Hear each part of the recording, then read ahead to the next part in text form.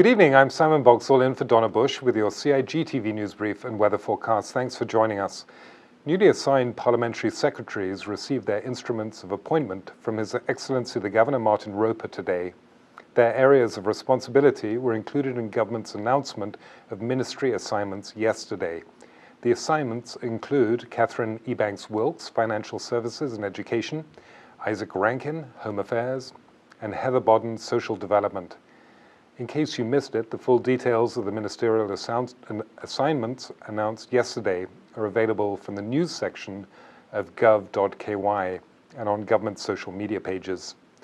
Community emergency response capacity across the Cayman Islands continues to grow, following a recent joint training by Hazard Management Cayman Islands and the Red Cross. 18 volunteers attended the Community Emergency Response Team, also known as CERT, training earlier this month.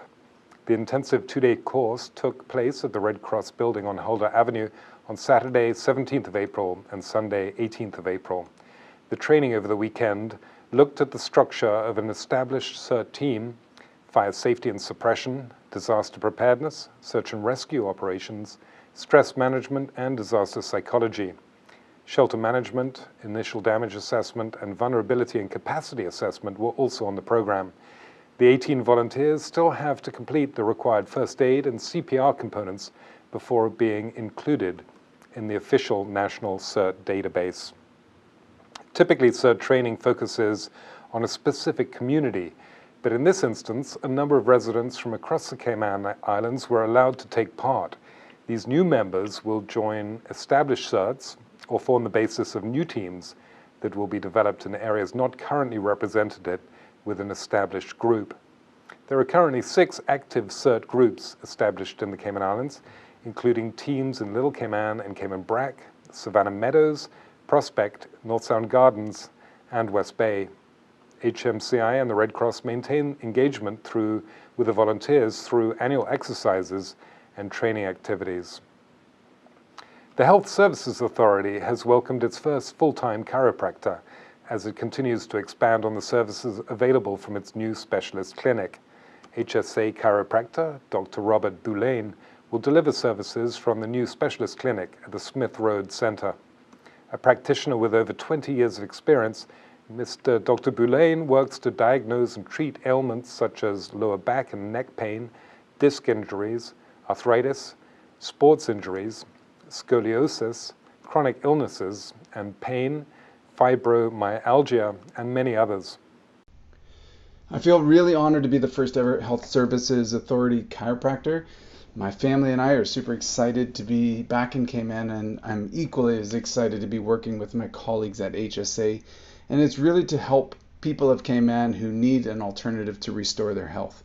You know, with the onset of COVID-19, health concerns stemming from the inactivity have increased and have added to many people's existing health concerns.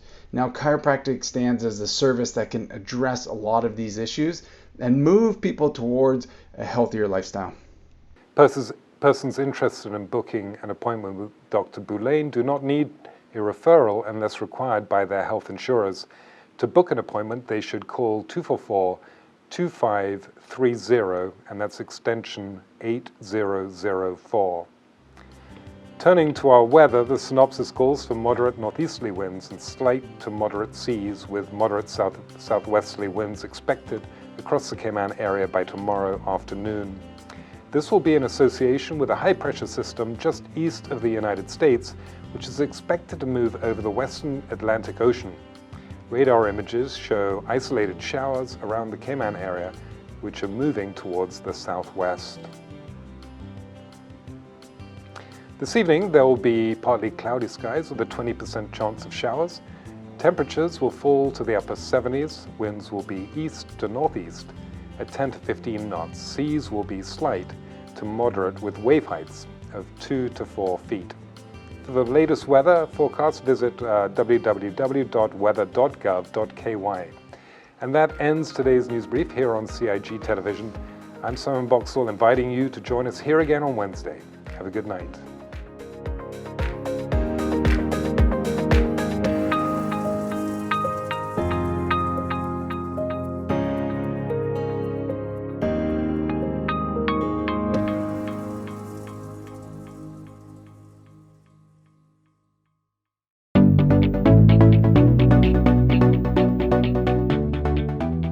I'm Jody Ann Fowry. I'm the Police Media Officer with the RCIPS, and I'm here to give you some crime prevention tips on how to best protect your property.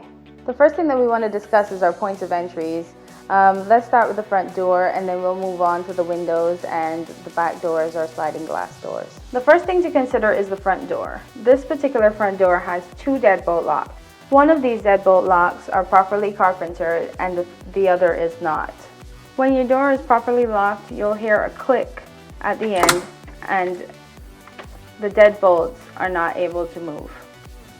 If it is slightly opened, then you can push the deadbolt back without having any restrictions.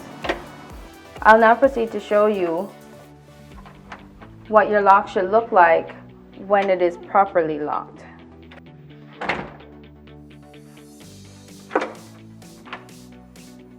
When it comes to your windows, you want to make sure that your window is locked all the way down, because even though the lock is on, if it's not all the way down, it can still be pried. The proper way to lock the window is to make sure that the window goes all the way down to the seal and then you pull across the lock. When you have a sliding glass door at home, you want to make sure that you have secondary locking devices in addition to the lock that comes with the door. One of those can be a simple piece of wood that's jamming the doorway.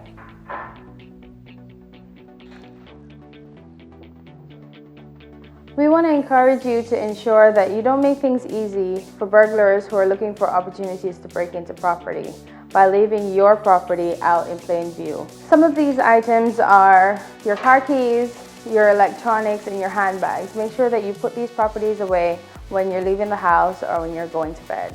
When you're going camping or if you're taking your family on a trip, you want to ensure that your property has some sign of life. This can be done by leaving a light on or putting timers on your lights. And we want to ensure that our family homes are safe.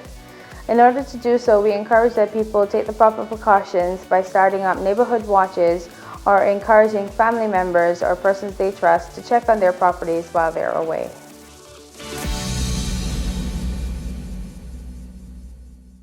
Boating, fishing, and water sports in the Cayman Islands are great, but keep a cool head. Here are 7 tips for fun and safe sea outings. Number 1. Use a checklist to plan your outing. Check the weather forecast, make a float plan, and share it with someone who is remaining on land, stating where you're going, with whom, and when you're expected to return. Visit your nearest marine supply store to get your safety gear. This includes signaling mirrors, whistles, and a flare kit.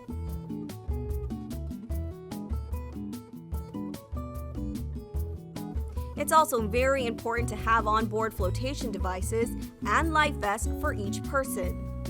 There are different types of vests. Some are for water sport activities such as snorkeling, and others are for going on offshore boating or on fishing trips. Number 2. These items can be lifesavers in case of an accident or bad weather. Number 3. Use a motor kill switch, especially if you're boating alone. In case of a leak or breakdown, always stay with the boat until help arrives. If you capsize, an emergency beacon or locator device can send a distress signal to inform the authorities of your location. Larger flares will indicate distress to a boat, airplane, or search and rescue officials. Number 4. In addition to sunscreen, food, and beverages, it would be smart to have a cell phone. Make sure your marine radio works. Cayman boaters use Channel 16 to communicate. Number 5. Also, don't forget your anchor and sufficient rope. Number 6.